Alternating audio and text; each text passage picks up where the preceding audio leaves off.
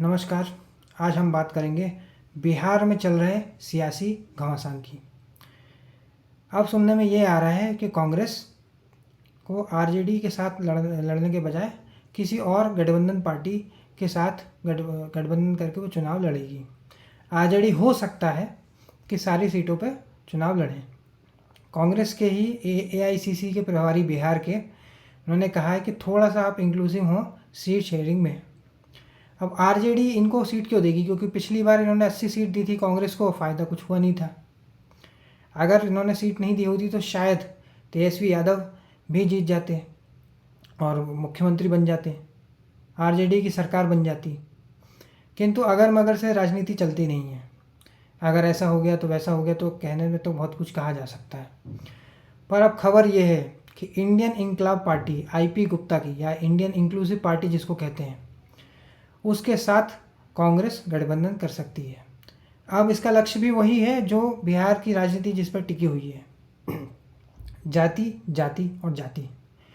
तो ये वैश्य समाज जो भाजपा को वोट डालता है उसको काटने के लिए आईपी गुप्ता ने पार्टी बनाई है और इसके साथ कांग्रेस गठबंधन हो सकता है, ऐसा लग रहा है।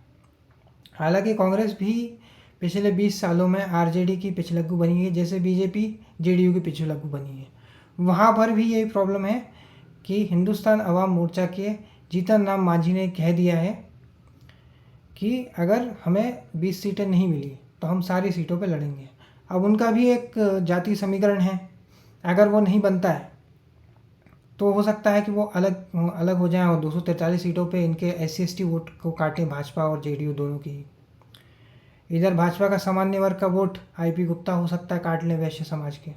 तो राजनीति में कुछ भी संभव है। हो सकता है कि चुनाव बाद रामविलास पासवान के लड़के चिराग पासवान की पार्टी LJP-R और प्रशांत किशोर में गठबंधन हो जाए, क्योंकि एक के पास सिर्फ जाति है और दूसरे के पास जाति को छोड़ के सब कुछ है। एक तरफ ये जो है रामविलास पासवान की लीगेसी को आगे बढ़ा रहे हैं और दूसरी तरफ जो प्रशांत किशोर हैं वो भी बहुत उनको अनुभव है, वो भी बिहार में जगह जगह घूमे, कई ज़िलों का दौरा कर चुके हैं। अब कई ज़िलों का दौरा किए हैं, जो भीड़ जुटाई है उन्होंने, उसका कुछ असर होता है या नहीं वो तो वक्त ही बताएगा। बहरहाल इंफ्रास्ट्रक्चर से या शिक्षा से, हेल्थ केयर से इनको कोई मतलब नहीं है। इनको बस अपना जाति समीकरण से मतलब है और इनको बस पावर में आना किसी भी तरह से, कोई भी तरीके से। आपको याद नहीं होगा लेकिन जब पहली बार लालू जी मुख्यमंत्री बने थे तो भाजपा के सहयोग से बने थे। मुलायम सिंह यादव पहली बार CM बने थे, भाजपा के सहयोग से बने थे। शरद पवार और मुलायम सिंह यादव को पद्म भूषण भाजपा ने दिया है। तो राजनीति में कभी भी कुछ भी हो सकता है। RLD इनके साथ आई तो इन्होंने चौधरी चरण सिंह को भारत रत्न दे दिया, कर्पूरी ठाकुर को भारत रत्न दे दिया, सिर्फ एक जातीय समीकरण बिठाने के लिए कि इनको यूपी में जाट वोटर मिल जाएगा, कर्पूरी ठाकुर के कारण इनको वोट मिल जाएगा। सिर्फ इस कारण से इन्होंने ये सब काम किए हैं।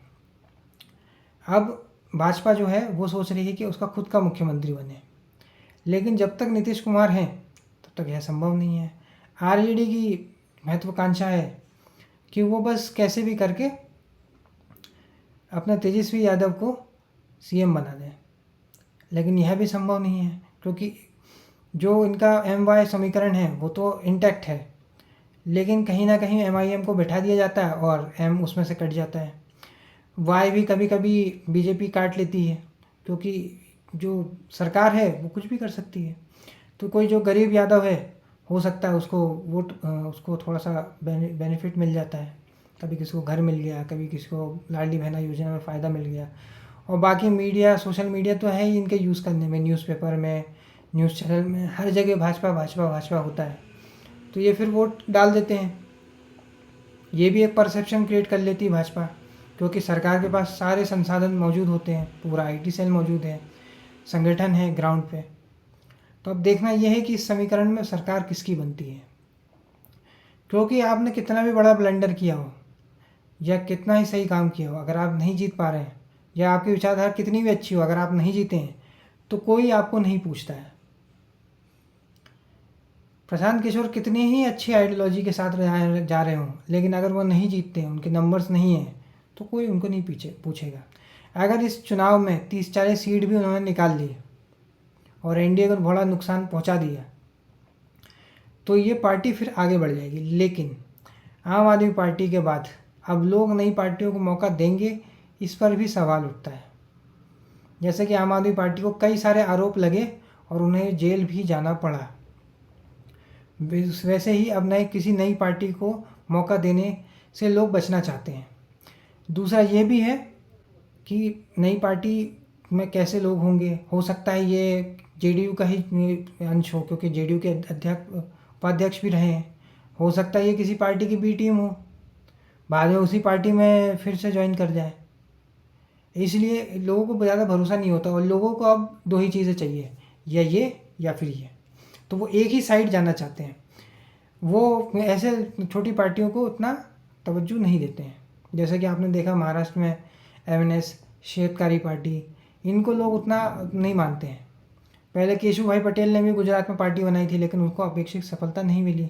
आम आदमी पार्टी ने भी गुजरात में, गोवा में ट्राई किया था, टीएमसी ने भी गोवा में ट्राई किया था, लेकिन उन्हें भी अपेक्षित सफलता नहीं मिली। तो लोगों को 2 ही गुट चाहिए होते हैं। अब वो थर्ड फ्रंट या फोर्थ फ्रंट के चक्कर में नहीं पड़ती है। इसीलिए ऐसी पार्टियों को जीत मिलना थोड़ा सा मुश्किल है।